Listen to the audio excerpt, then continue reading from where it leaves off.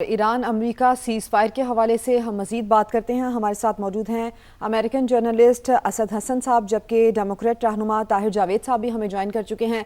असद हसन साहब, हम पहले भी इस बारे में गुफ्तगू कर रहे थे, इसी गुफ्तगू को आगे बढ़ाते हैं। अब ये जो 10 निकाती तजावीज़ हैं जो कि ईरान की जानिब से पेश की गई हैं, और एक ही रात में डोनाल्ड ट्रंप की गुफ्तगू भी थोड़ी बदली हुई दिखाई दे रही है। वो ये कह रहे हैं कि ईरान फौरी तामीर नौ भी शुरू कर सकता है। और अब ये जो डेड लाइन के डेज़ हैं, यानी कि जो 2 हफ्ते का टाइम है, इसमें इस मुआहदे के अंदर कितनी पेशरफ्त हो सकती है, किन तजावीज़ को माना जा सकता है, कैसी तजावीज़ ऐसी हैं कि जो कि काबिल अमल नहीं है, जिस पर थोड़ी रुकावट बन सकती है, क्या समझते हैं आप? जी, बहुत शुक्रिया। अल्टीमेटली तो मेरा ख़्याल है इन तजावीज़ की जो हतमी शक्ल हमारे सामने आएगी और किन अमूर पे इत्तेफ़ाक है, कहाँ पे इख्तलाफ है, ये जब इस्लामाबाद इन मुज़ाकरात को होस्ट करेगा और वहाँ पे दोनों जो मुतहारिब फ़रीक हैं अमरीका और ईरान, उसके नुमाइंदे जब वहाँ पे शरीक होंगे और गुफ्तगू होगी, तो चीज़ें खुल के सामने आएँगी।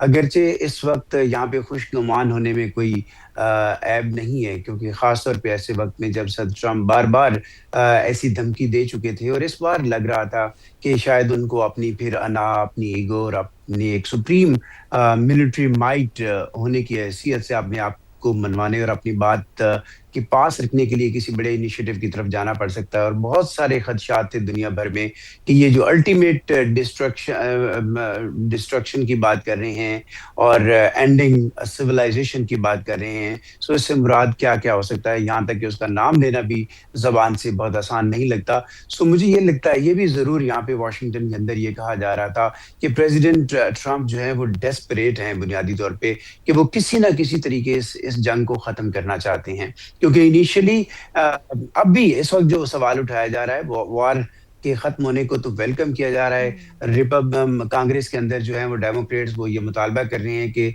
हाउस का इजलास दोबारा तलब किया जाए इमरजेंसी में, हंगामी तौर पे, और इसमें इस जंग के मुकम्मल खात्मे की बात हो, ना कि 2 हफ्तों की जंग बंदी का ऐलान किया जाए। सो ये दबाव इंटरनली भी प्रेसिडेंट ट्रंप के ऊपर मौजूद है। और ये जो डेस्परेशन की बात हो रही थी कि शायद आज जब ये आरज़ी जंग बंदी हो चुकी है, तो अभी तक ये वाज़ेह नहीं है कि प्रेसिडेंट ट्रंप अपने लोगों को ये बता सकें कि इस जंग में जाने के मकासद क्या थे और वो कौन से मकासद हैं जिनका हसूल मुमकिन हो पाया है। व्हाइट हाउस की जो प्रेस सेक्रेटरी हैं, उन्होंने कुछ देर पहले प्रेसिडेंट ट्रंप की जानिब से इस सीज़ फायर पे जो इत्तेफाक है, उसको अमेरिका की फतह करार दिया है। और प्रेसिडेंट ट्रंप खुद भी कह चुके हैं, और व्हाइट हाउस का भी ये कहना है कि उनके अहदाफ तो जो थे वो हासिल हो चुके हैं। अब इसकी निटी-ग्रिटीज़ में जाने का फ़ायदा नहीं है, और ख़ास तौर पे ऐसे मौके में जब अमन को एक दोबारा मौका मिला है, thanks to Pakistan, thanks to Islamabad, क्योंकि इस्लामाबाद ने ऐसे वक़्त में इनिशिएटिव का आगाज़ किया था, जब लगता नहीं था कि ये कोई बड़ी कामयाबी हो सकेगी। और इनिशियली जो पाकिस्तान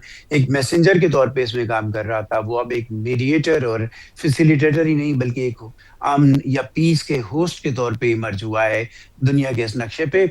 और ख़ास तौर पे अगर हम ये देखें कि तो अमेरिका के सेवियर की हैसियत से पाकिस्तान ने सिर्फ अभी ये कोई बड़ा कदम नहीं लिया, बल्कि वियतनाम जंग में भी जब पाकिस्तान ने मैनेज किया चाइना के साथ हेनरी किसिंजर की मुलाकात को, तो उस चीज़ की भी एक तरह से जो याद है वो जी। दोबारा उभर के सामने आई है। सो एक बड़ा रोल पाकिस्तान ने बड़े प्लेटफ़ॉर्म पे अदा किया है, बड़े कहना चाहिए कि दुनिया की स्टेज पे अदा किया है।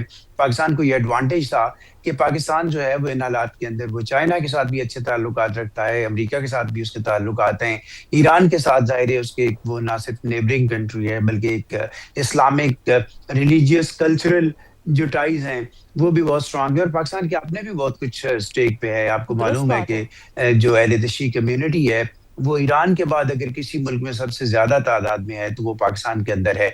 और पाकिस्तान के अपने लिए बहुत ज़्यादा खदशात और कहना चाहिए कि थ्रेट्स थी कि इन केस अगर ये जंग एस्केलेट होती है, और वो ममालिक जिनके साथ पाकिस्तान का एक डिफेंस पैक्ट है, जैसे सऊदी अरेबिया है, वो इसका हिस्सा बनते हैं, तो पाकिस्तान को भी अल्टीमेटली इसमें कूदना पड़ सकता है। और एक ऐसा मुल्क जो मुआशी तौर पे हम सब जानते हैं कि स्ट्रगल कर रहा है, जिसके 25 करोड़ लोगों के ऊपर बहुत दबाव है। सो ये जो इकदाम है पाकिस्तान की सियासी और पाकिस्तान की फौजी क़यादत की जानिब से, उसने ना सिर्फ ये कि अपने मुल्क को बचाया है, अपने खित्ते को बचाया है, बल्कि इस वक़्त लगता है कि दुनिया भर में ये जो इस वक़्त एक वर्ल्ड ऑर्डर एग्ज़िस्ट करता है, उसको सिक्योर किया है, दुनिया भर के पीस को सिक्योर किया है, जी। और दुनिया भर के जो अवाम इस जंग के अभी सिर्फ 32 दिनों के अंदर खासे मुआशी दबाव के नीचे आ बिल्कुल रहे ऐसा थे ही है। फ्यूल प्राइसेस की वजह से, सो उनको सिक्योर किया है। So credit goes to Islamabad. Definitely credit goes to Islamabad. और बिल्कुल ऐसा ही है।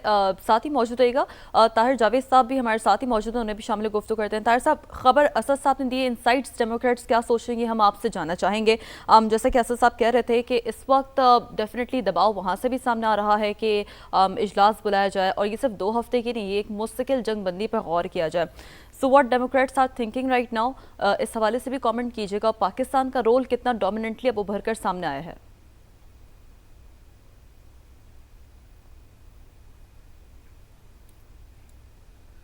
जी ताहिर साहब, ठीक है, तो कोशिश करेंगे ताहिर साहब से भी दोबारा रब्ता बहाल कर सकें। और ठीक है ताहिर साहब, क्या आपको मेरी आवाज़ आ रही है? और should I repeat my question? No I got your question. Okay. तो देखें, जो जो डोनाल्ड ट्रंप साहब ने ये जो जंग शुरू की थी, ये अनऑथराइज्ड जंग थी। इसके अंदर कोई फंडिंग अप्रूव नहीं हुई थी, कोई डिस्कस नहीं हुआ कांग्रेस के साथ, और किसी कमेटी के अंदर इसका जिक्र नहीं हुआ था। तो जब ये स्टार्ट हुई थी तो उस वक्त भी एक बहुत बड़ी तशवीश थी इस कंट्री के अंदर कि ये जंग इल्लीगल जंग है।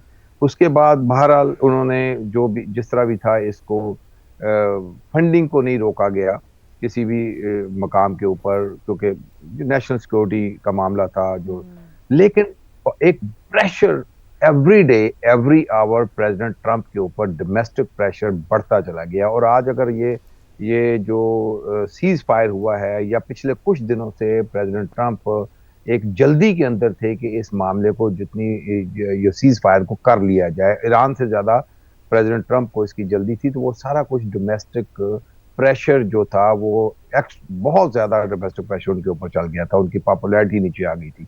तो ये तो क्लियर होना चाहिए कि ये किसी पाकिस्तान ने मीडिएशन जरूर की है। पाकिस्तान ने इसके अंदर दोनों साइडों को एक खुश यानी एक अच्छे माहौल के अंदर दोनों की तरफ से बड़े बेहतरीन बयानात आ रहे हैं, उस माहौल के अंदर करना बहुत बड़ी बात है। लेकिन ये जो डोमेस्टिक प्रेशर ना होने की सूरत में प्रेसिडेंट ट्रंप का इस तरह यानी 10 पॉइंट के ऊपर भी एक अच्छे अल्फाज के साथ जो ईरान ने दिए उसके ऊपर ट्वीट करना और उसके ऊपर बोलना कि ये किया जा सकता है। बेसिकली ये वही चीजें हैं जो 1 महीना 1.5 महीना पहले भी या उससे पहले भी ये सारी चीजें नजर आती थी। लेकिन अगर ये प्रेशर ना होता तो डेमोक्रेट पार्टी बड़ी अच्छी तरह जानती है कि ये प्रेशर को मेंटेन करना पड़ेगा उस वक्त तक जब तक परमानेंट जंग को बंद करने का जो एक अग्रीमेंट है वो साइन नहीं हो जाता। Otherwise in between president Trump का किसी भी सूरत में ट्रस्ट नहीं किया जा सकता। अगर ये प्रेशर इनके ऊपर रिलीज हो गया लोकली या किसी सूरत में मामला आगे पीछे हुए, तो ये अपनी जो अगले जो 2 वीक में बैठ के नेगोशिएशन करेंगे उसके ऊपर इनका एटीट्यूड चेंज हो सकता है, जो हमने यानी डेली बेसिस के ऊपर चेंज होता देखा है। तो ये रोल डेमोक्रेट पार्टी का यही बनता है कि प्रेशर को बिल्ड करके रखे और इनके ऊपर यानी जो क्रिटिसाइज किया जाता है इनको बहुत सी चीजों के ऊपर वो उसको कंटिन्यू करे, और इनकी जो यानी जो डिमांड्स हैं वो इसी तरह इनके ऊपर बिल्ड करके रखें ताकि ये मामला जो है परमानेंट इसका सोल्यूशन हो जाए। अब आई मीन इसके बाद अगर आप देखते हैं कि भी ये जो सेलिब्रेशन है जो ईरान की तरफ से कि ये 10 पॉइंट को मान लिया गया है, यस इसके ऊपर इशारा जरूर दिया गया है कि इसके ऊपर बात हो सकती है, इसके ऊपर बिल्ड किया जा सकता है और इसको किसी तरीके से हल किया जा सकता है। लेकिन अभी भी अगले 2 वीक में जो नेगोशिएशन होनी है उसके अंदर इन चीजों को तय किया जाएगा। इसके अंदर ऑब्वियसली इनकी अटानमी को अगर देखें ना, ये अटानमी को मानना और जो ईरान चाहता है कि हर आने वाली शिप के ऊपर उनको जो, तो ये बहुत सारी चीजें हैं जिसको अगले 2 वीक के अंदर किया जाएगा। जहां तक पाकिस्तान का ताल्लुक है, आपके क्वेश्चन का दूसरा हिस्सा, एब्सोल्युटली पिछली दफा भी जब जंग हुई थी उसमें पाकिस्तान का बड़ा कलीदी रोल था। प्रेसिडेंट ट्रंप ने उस वक्त भी बयान दिए थे कि Pakistan understand Iran better than us, और ये उनका जो कॉन्फिडेंस पाकिस्तान के ऊपर रिगार्डिंग ईरान है ये पिछली दफा बिल्ड हो चुका था। और उस वक्त से लेके याद होगा आपको कि एक लंच की मीटिंग थी जो पाकिस्तान की लीडरशिप के साथ, जो शायद 1 घंटे की थी और 4 घंटे में कन्वर्ट हुई थी। उसके बाद ये बयान आए थे, फिर पाकिस्तान ने उसमें भी डिलीवर किया था, और ये आज भी ये वापस जो एक चीज इन्होंने डिलीवरी किया पूरी दुनिया ने इसको अप्रिशिएट किया है एंड आई बिलीव कि मुझे तो बड़ी कॉन्फिडेंस है मुझे कि ये अगले 2 वीक के अंदर इन मामलात को मजीद जो फाइनल स्टेज के ऊपर ले अगले जाने 2 में भी हफ्ते लाजमी और तौर पर बेहद ज़रूरी हैं और में होने वाले मुज़ाकरात इसके ऊपर अब नज़र है और दोनों ममालिक लाजमी बात है कि बहुत सारी शराइत पर अग्री करेंगे, मुज़ाकरात करेंगे। असद हसन और ताहिर जावेद आप हमारे साथ मौजूद थे, गुफ्तगू कर रहे थे, आपका शुक्रिया। बहुत शुक्रिया।